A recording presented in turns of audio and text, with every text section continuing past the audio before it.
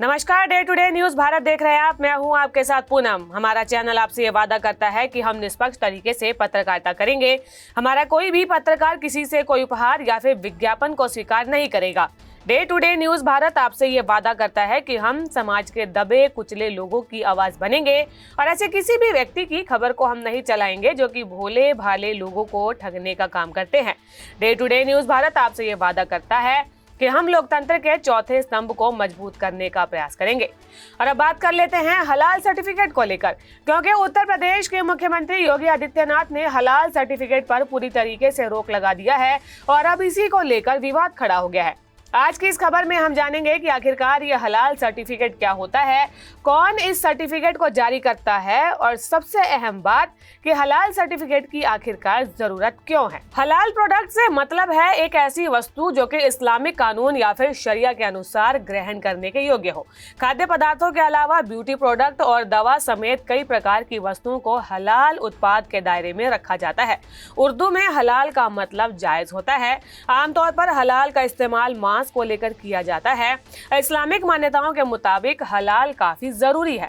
हलाल के दौरान जीव की गर्दन को एक झटके से नहीं काटा जाता। इस्लाम में इसी तरह का मांस खाने की इजाजत है। इस तरह के मांस में ब्लड की क्लॉटिंग नहीं होती है और जानवर का पूरा खून बाहर निकल जाता है। इस्लाम में इसे ज़िबाह करना भी कहा जाता है। हलाल सर्टिफिकेट इस बात की गारंटी देता है कि कोई भी प्रोडक्ट जो है वो इस्लामिक स्टैंडर्ड पर खरा उतरा है।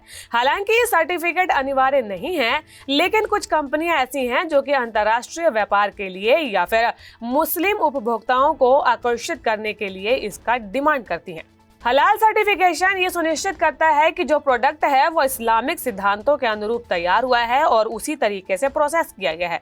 ये वस्तु जो है सुअर के मांस और शराब जैसे निषेध घटकों से मुक्त है और ऐसी अशुद्ध वस्तुओं के संपर्क में नहीं आई है।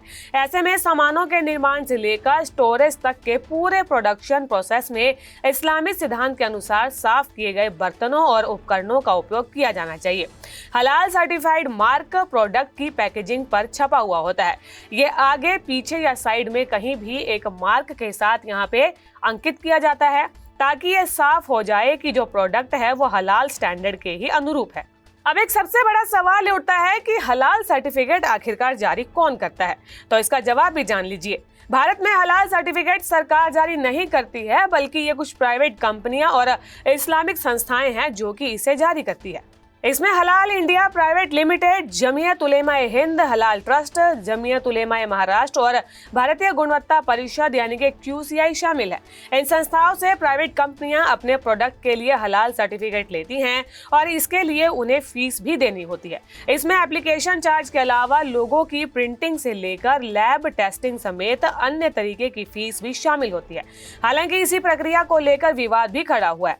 आरोप है कि कई कंपनियां ऐसी है जो कि बिना जांच किए ही पैसे देकर सर्टिफिकेट को हासिल कर लेती हैं। उत्तर प्रदेश में ऐसे कई मामले सामने आए जहां पर फर्जी हलाल सर्टिफिकेशन के जरिए लोगों को गुमराह किया गया। इसी के बाद सरकार ने इस पर सख्त रुख अपनाते हुए उत्तर प्रदेश की सरकार ने प्रतिबंधित करने का फैसला किया। दरअसल जो लोग हलाल उत्पादों पर बैन की मांग कर रहे थे, उनका यह आरोप था कि धर्म की आड़ लेकर एक समुदाय विशेष में अनर्गल तरीके से प्रचार प्रसार किया जा रहा है, क्योंकि मुस्लिम्स को यह कहा जाता है कि जिन उत्पादों में हलाल सर्टिफिकेशन ना हुआ हो वह इस्तेमाल ना करें। ऐसे में दूसरे समुदाय के कारोबार पर असर पड़ता था और कुछ कंपनियां हलाल सर्टिफिकेशन के नाम पर अनुचित तरीके से आर्थिक लाभ लेने की कोशिश करती थी। आरोप ये भी लग रहा था कि कुछ कंपनियां ऐसी है जो अपने फायदे के लिए ग्राहकों के बीच हलाल सर्टिफिकेशन को लेकर भ्रम फैला रही है, जिससे कि आपसी भाईचारे पर भी प्रभाव पड़ रहा है। तो ये थी हलाल सर्टिफिकेट को लेकर पूरी खबर, और इसे लेकर आपका क्या मानना है हमें कमेंट कर जरूर बताएं। राजनीति से जुड़ी ऐसी ही खबरें लेकर आते रहेंगे आपके लिए। Day to day news Bharat को लाइक, शेयर और सब्सक्राइब करना बिल्कुल भी ना भूलें। नमस्कार।